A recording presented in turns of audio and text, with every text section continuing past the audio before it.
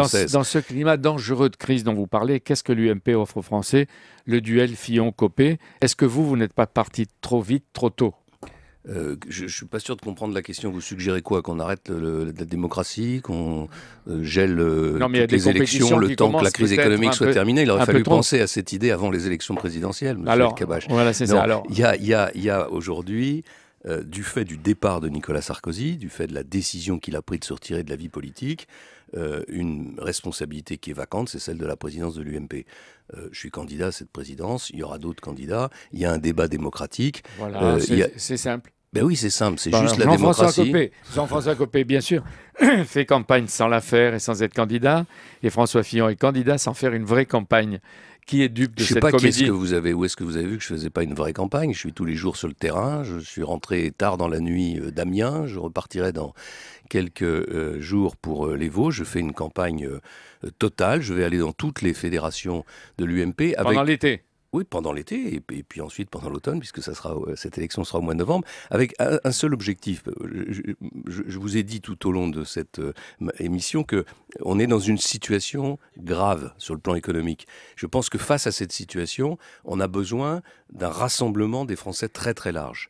Et pas simplement d'une formation politique repliée sur elle-même et qui exclut. On a besoin de passer même au-dessus, au fond, des limites de cette formation politique pour s'adresser à tous les Français. Est-ce que ça veut dire, vous qui êtes le chouchou des sympathisants aujourd'hui, des notables à travers les sondages? Non, les sympathisants, les sympathisants, c'est pas les notables. Les sympathisants, c'est la base. Et de l'opinion. C'est ceux qui votent.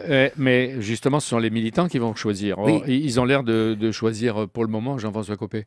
Je ne sais pas où vous avez vu ça. Enfin, les militants et les sympathisants, c'est la même chose, Jean-Pierre El-Kabbach. Oui. Et j'ai compris dans les sondages qu'ils étaient très très largement en ma faveur, mais je n'attache pas beaucoup d'importance aux sondages parce que ce qui compte c'est le résultat final de cette élection. Mais je veux dire, la situation est exactement inverse de celle que vous décrivez. C'est-à-dire qu'aujourd'hui, je ressens sur le terrain la confiance des militants, des adhérents de base, des Français qui sont notamment beaucoup mobilisés dans cette campagne législative, pas du tout des notables. Et vous voulez rassembler. Si vous permettez une critique. Comment être rassembleur, François Fillon, quand on a la réputation d'avoir un tempérament de solitaire et qu'en dehors de messieurs Ciotti, Wauquiez et de madame Pécresse, on est sans troupes, pour le moment, et presque seul? Mais là aussi, je ne sais pas où est-ce que vous avez vu ça. Monsieur Ciotti, madame Pécresse et monsieur Wauquiez, c'est l'équipe que je vais proposer pour la direction de l'UMP, puisqu'il ne s'agit pas seulement d'élire un président, mais il s'agit d'élire un président, un vice-président, un secrétaire général. Et cette équipe, je trouve qu'elle est... D'abord, je trouve que c'est une équipe formidable, mais c'est surtout une équipe qui est très, très représentative de la diversité de l'UMP. On va de la droite populaire jusqu'au centre droit. Si vous gagnez, François Fillon, est-ce que vous prenez Jean-François Copé dans votre équipe? Mais il faudra rassembler tout le monde, évidemment. Je veux dire, tout le monde a sa place dans ce combat qui commence, qui est un combat pour la reconstruction d'abord de l'opposition, de notre formation politique, mais qui est surtout un combat pour gagner les élections locales en 2014 et pour gagner ensuite les élections nationales. Jean-François Copé, vous travaillez avec lui? Évidemment, on est dans une même famille politique. C'est pas un duel, c'est pas un combat fratricide comme je l'entends dire tous les jours. Est-ce qu'au fond, vous souhaitez ou vous ne souhaitez pas, le moment venu, le retour éventuel en politique de Nicolas Sarkozy?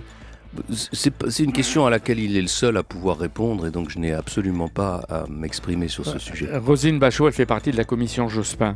Apparemment, à titre personnel, est-ce que vous l'avez encouragée, si elle vous a consulté, à y aller? Elle ne m'a pas consulté. Si elle m'avait consulté, je ne l'aurais pas encouragée. Elle y est à titre personnel. Je trouve que cette commission est beaucoup trop restreinte. Je rappelle que la commission Balladur que nous avions mis en place comportait un grand nombre de membres de l'opposition de l'époque. Ça n'est absolument pas le cas de la commission Jospin. Roselyne Bachelot a publié un livre critique sur le quinquennat et le style de Nicolas Sarkozy.